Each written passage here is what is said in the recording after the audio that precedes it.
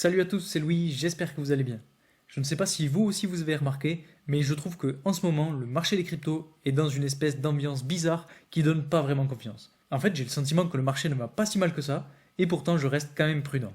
Alors dans cette vidéo, on va essayer de comprendre pourquoi est-ce qu'on a cette espèce de sentiment.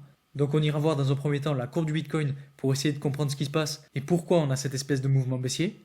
Bien évidemment, on parlera aussi de l'Ether pour voir où en est la prédiction que je vous ai faite la semaine dernière. Et d'ailleurs, vous allez voir, c'est vraiment très intéressant. Et enfin, on ira voir un petit peu les différents indicateurs habituels, avec en plus de ça un nouvel indicateur très important à connaître. Donc surtout, restez bien jusqu'à la fin de la vidéo.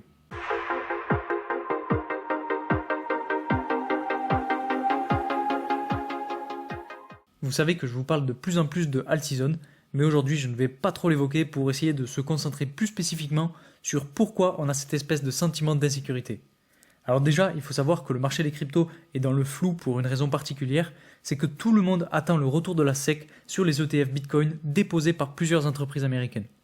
Comme je vous le disais, ces demandes ont été faites il y a peu de temps et la SEC a demandé des compléments d'information aux entreprises. Donc ce qui va se passer, en fait, c'est selon moi qui tout double, parce que si la SEC accepte ces ETF Bitcoin, alors ça va avoir des répercussions phénoménales sur le marché des cryptos. Et c'est possible qu'on voit de belles poussées à la hausse du prix du Bitcoin. Je ne vais pas entrer dans le détail, mais en gros, ça va permettre de créer des fonds et donc d'amener des liquidités et du volume dans les cryptos. Et inversement, si la SEC refuse les ETF Bitcoin, alors là, au contraire, ça risque de faire chuter le prix assez lourdement. Et puis ensuite, le deuxième point qui pourrait expliquer cette période de flou, c'est le fait qu'on soit actuellement dans une période de reconstruction pour les cryptos. En fait, on vient tout juste de sortir de la phase de baisse générale des crypto-monnaies causée par le bear market et on est donc en manque de volume. Mais en fait, finalement, ça fait partie du cycle, ce n'est qu'une mauvaise étape à passer, donc soyons patients et on y reviendra plus en détail en fin de vidéo, donc restez bien jusqu'à la fin pour bien comprendre ce qui va se passer. Au passage, avant de commencer cette vidéo, pour ceux qui ne me connaissent pas, je m'appelle Louis, je fais des vidéos sur toutes les thématiques qui tournent autour de la crypto-monnaie, donc si vous voulez en savoir plus et rester informé sur ces thématiques, n'hésitez pas à vous abonner. Aussi, je vous rappelle que je ne suis pas un conseiller en investissement, toutes les informations que je vous donne en vidéo sont simplement à but de divertissement et ne concernent que mon avis personnel, donc faites bien vos propres recherches avant d'investir dans quoi que ce soit. Et aussi, info très importante, j'ai créé un canal Telegram dans lequel je vous poste tous les jours et en avant-première mes dernières analyses de marché, mais aussi les dernières nouvelles les plus importantes à connaître sur le monde des crypto-monnaies. Je vous mets le lien en description, donc n'hésitez pas à aller le rejoindre. Maintenant qu'on a vu ces différents éléments, on va essayer d'analyser la courbe d'évolution du Bitcoin. Et donc, on va commencer par l'intervalle journalier. La première chose à voir, c'est vraiment cette tendance haussière qu'on a juste ici et qui guide en fait l'évolution du prix depuis le début de l'année en fait. Puisque comme vous le voyez, en début d'année, on a eu ce beau rebond de la part du Bitcoin qui a fait environ, si j'essaie de le calculer, une poussée de presque 30%. Ensuite, on a eu une espèce de latéralisation, puis une correction qui nous a ramené sur cette tendance haussière pour ensuite avoir un beau rebond. Cette fois-ci, le rebond était d'environ 37%, donc à peu près pareil. Ensuite, on a vu une nouvelle latéralisation qui a duré un petit peu plus longtemps et qui donc a lissé un petit peu la correction et qui nous a donc amené une nouvelle fois à venir toucher cette ligne de tendance haussière donc aux alentours du 15 juin pour avoir finalement un nouveau rebond qui était d'environ 24%.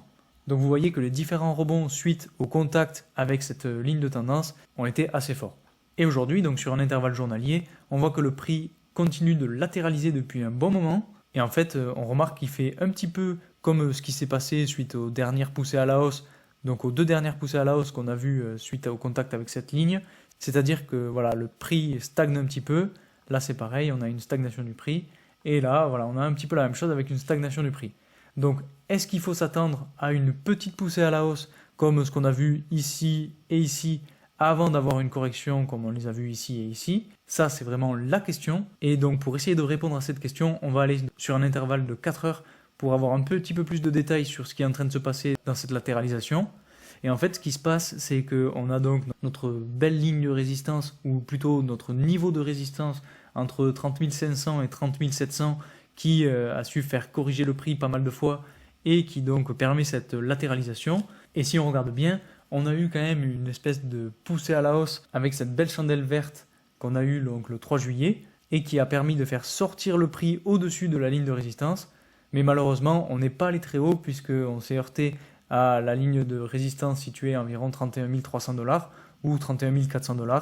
Et donc on a eu une correction et cette correction nous a malheureusement fait passer en dessous du niveau de résistance. Donc maintenant, pour ce qui est de la suite, je pense qu'on aura potentiellement un prix qui viendra chercher le niveau de support des 29 800 $ avant de potentiellement avoir un léger rebond et pour continuer de latéraliser. En tout cas, ça, c'est sur du court terme. Puisqu'en plus de ça, si on regarde le RSI, vous voyez qu'on n'est pas loin des zones de survente et donc potentiellement, on pourrait les atteindre pour avoir un rebond. Et le temps de les atteindre, on aura potentiellement une correction qui nous amènerait jusqu'à ce niveau-là. Ensuite, pour continuer l'analyse, on va repasser donc sur l'intervalle journalier. Et donc, selon moi, ce qu'il faut regarder là aussi, c'est le RSI. Vous voyez que cette fois-ci, pour le RSI, on est très très haut. On a latéralisé pendant un moment dans les zones de surachat. Et donc, on est resté vraiment assez longtemps dans ces zones-là. Et maintenant, on vient de réintégrer la partie centrale. Donc, c'est généralement signe de correction. Et donc, ce qui va se passer, c'est que potentiellement, le prix va venir chercher le croisement entre une des différentes lignes de support et la tendance haussière. Est-ce que ce sera à 26 500 ? Est-ce que ce sera à 27 300 ou bien est-ce que ce sera à 28 300 $? Ça, seul l'avenir nous le dira. Mais si on essaye de regarder un petit peu ce qui s'est passé avant, je pense qu'on a quand même encore un petit peu de temps avant d'atteindre cette ligne de tendance haussière. Et donc potentiellement le prix pourrait continuer de latéraliser, corriger un petit peu et venir chercher ce niveau de support situé à 28 400 $. Quand on sera au niveau des 28 300 $, ce qu'il faudra regarder, c'est si le RSI est dans le niveau de survente. Et si c'est le cas, alors ça pourra annoncer un très gros rebond. Et si on se fie au dernier rebond, vous voyez qu'on l'a vu tout à l'heure, on avait des pourcentages de presque 30%. Donc là, si on regarde un pourcentage de 25%, ça nous mènerait aux alentours des 35 000 $. Et donc je vous le rappelle, la ligne de résistance des 35 500 $ fait partie d'une de mes targets. Donc si on a cette fameuse poussée à la hausse de 25-26% juste après avoir touché ce croisement entre la ligne de tendance et le niveau de support à 28 300 $, alors on aura le scénario parfait. Et finalement, je pense que ce scénario peut très bien arriver, puisqu'en fait, c'est un petit peu ce qu'on a vu, et donc comme on fonctionne par cycle, on a à peu près le même cycle qui se répète, donc une fois, deux fois, et là potentiellement une troisième fois, et donc ça pourrait très bien arriver. Dans tous les cas, ce que je vais faire moi pour la suite, c'est que je vais attendre de voir comment se comporte le Bitcoin. Je ne vais pas me positionner à la hausse dès maintenant, je vais attendre que le prix vienne corriger un petit peu plus pour aller chercher un des différents supports avant de me positionner à la hausse. Donc potentiellement qu'entre-temps je prendrai quelques trades en short. Et si vous voulez que je vous tienne au courant, n'hésitez pas à rejoindre mon canal Telegram dans lequel je vous mets aussi mes positions. Maintenant qu'on a vu comment ça se passe pour le Bitcoin, on va aller voir ce qui se passe pour l'Ether. Donc si vous avez vu mes précédentes vidéos, vous savez que je vous ai déjà présenté cette espèce d'analyse que j'ai déjà faite. Pour ceux qui ne le savent pas, en gros la flèche blanche correspond à un copier-coller de la flèche bleue. Et ce que je vous disais, c'est qu'on aurait potentiellement le même type de mouvement qui pourrait arriver pour la suite du prix de l'Ether. Et en fait, ça correspondait bien, puisque sur le RSI, on avait un petit peu les mêmes choses. Donc là, je ne l'ai pas précisé, mais on est sur un intervalle journalier. Et en fait, si on regarde un petit peu de plus loin, on a un petit peu comme pour le Bitcoin, une espèce de tendance haussière qui guide un petit peu le prix avec 3 points de contact. En plus de ça, on a une autre tendance haussière qui comprime cette fois-ci le prix dans une espèce de canal haussier. Et en fait, si on regarde de plus près, on voit que la chandelle d'aujourd'hui est en train de batailler avec le niveau de support qui était anciennement au niveau de résistance situé à environ 1910 $. Et donc vraiment aujourd'hui on va avoir le dénouement de l'histoire, puisque si on arrive à rebondir sur ce niveau de support, alors on pourra continuer d'évoluer un petit peu comme dans la prédiction que je vous avais faite, c'est-à-dire avec cette flèche blanche. Par contre, si on casse à la baisse ce niveau de support, alors là il faudra se poser d'autres questions quant à l'évolution du prix. Mais selon moi, je reste confiant, je pense qu'on va arriver à rebondir sur cette ligne de support et qu'on pourra continuer de suivre cette tendance haussière. Et en fait, ce qui me fait dire ça, c'est qu'on a donc notre ligne de tendance haussière juste ici, et si on casse à la baisse la ligne de support, ça veut dire qu'on viendra la chercher un petit peu tôt selon moi, puisque si on essaye de regarder un petit peu les temporalités, vous voyez que depuis qu'on a touché ici, donc on était en début d'année, donc 1er janvier jusqu'au 10 mars, on a 3 mois. Ensuite, du 10 mars jusqu'au 15 juin, là pareil, on a à peu près 3 mois. Et donc là, depuis le 15 juin, si on prend un intervalle de 3 mois, alors ça nous amènerait au début septembre, qui pourrait potentiellement correspondre au croisement entre la ligne de tendance haussière et la ligne de support des 1910 $. Donc selon moi, on va continuer d'avoir cette tendance haussière, on va venir casser à la hausse le haut du canal haussier juste ici, comme on l'a fait ici, et ensuite on aura une correction qui va nous amener jusqu'à ce niveau de support, matérialisé par le croisement entre la ligne de tendance haussière et la ligne de support des 1910 $. Donc en plus de ça, je vous parle de all season. Je crois vraiment qu'on va avoir cette all season durant ce mouvement haussier sur les terres. Et une fois qu'on aura atteint les 2300 $, on aura sûrement une correction pour laisser un petit peu de la place aux autres altcoins, et c'est à ce moment-là qu'on viendra chercher les autres niveaux de support. Bien évidemment, il faudra passer au-dessus de la ligne de résistance des 2100$ avant d'atteindre celle de 2300$, mais bien évidemment, je vous tiendrai au courant au moment venu. Donc je serais vraiment curieux d'avoir votre avis sur ce qui pourrait potentiellement se passer pour l'Ether. Moi, je vois vraiment un rebond sur ce niveau de support. Après, je peux me tromper, bien évidemment. Le prix peut complètement corriger pour venir chercher la tendance haussière ou bien, encore pire, le niveau de support des 1300$. Mais bon, là, je pense que ce sera vraiment un scénario catastrophique. Donc, selon moi, ça risque pas d'arriver. Mais vraiment, je serais curieux de savoir ce que vous en pensez. Donc, n'hésitez vraiment pas à me le mettre en commentaire. Est-ce que vous êtes optimiste et vous croyez en cette alt season ou pas du tout? Est-ce que vous pensez qu'on va corriger et passer en dessous de ce niveau de support des 1910$?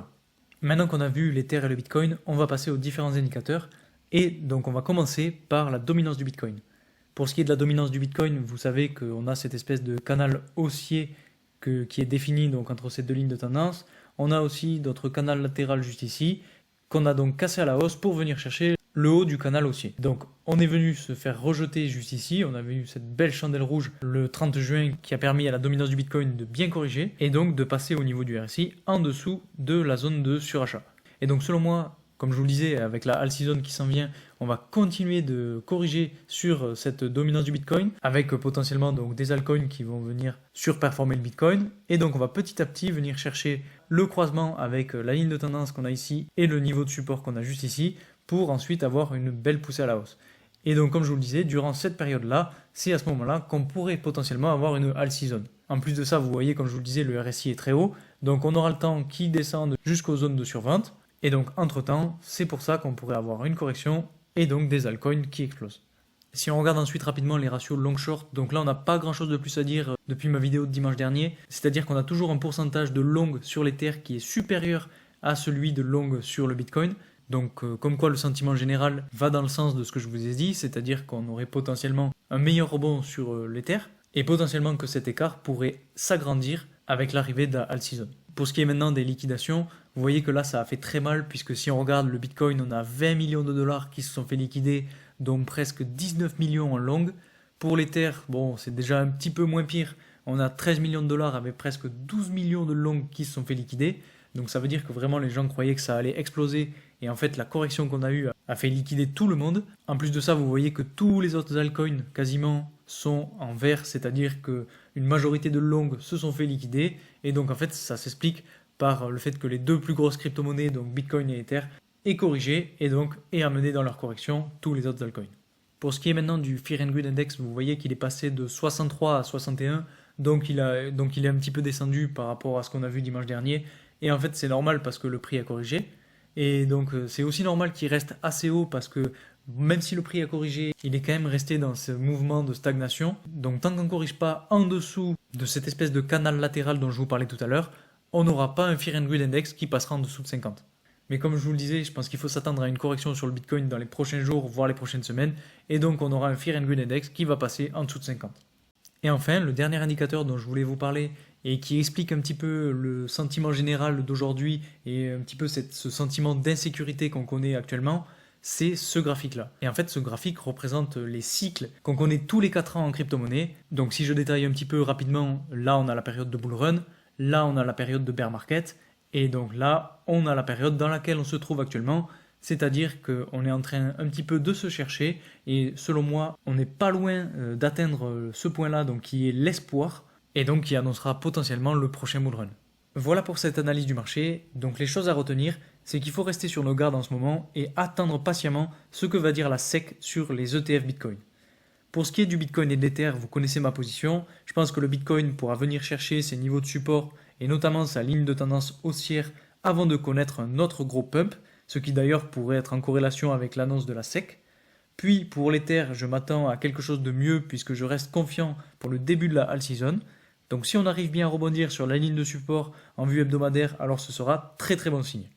Dans tous les cas, n'oubliez pas que c'est bien évidemment pas un conseil en investissement. Faites toujours bien entendu vos propres recherches avant d'investir dans quoi que ce soit. En tout cas, j'espère que cette vidéo vous aura plu. Si c'est le cas, ça me ferait vraiment plaisir que vous mettiez un like sur cette vidéo. Ça me permettra aussi de voir si vous aimez mon travail. J'ai vu que vous avez beaucoup apprécié la vidéo de dimanche dernier, donc peut-être que je continuerai à faire des vidéos le dimanche pour faire un petit peu le bilan de la semaine. Et puis si ce type de vidéo vous intéresse, n'hésitez pas aussi à me le dire en commentaire, ça fait toujours plaisir. Et puis si vous voulez rester informé de l'actualité du marché et des dernières nouvelles sur les cryptos, n'hésitez pas aussi à vous abonner et à rejoindre le canal Telegram si vous voulez les infos en avant-première et surtout mes trades en avant-première. Dans tous les cas, je vous remercie encore pour votre soutien et moi je vous dis à très vite pour une nouvelle vidéo. Salut!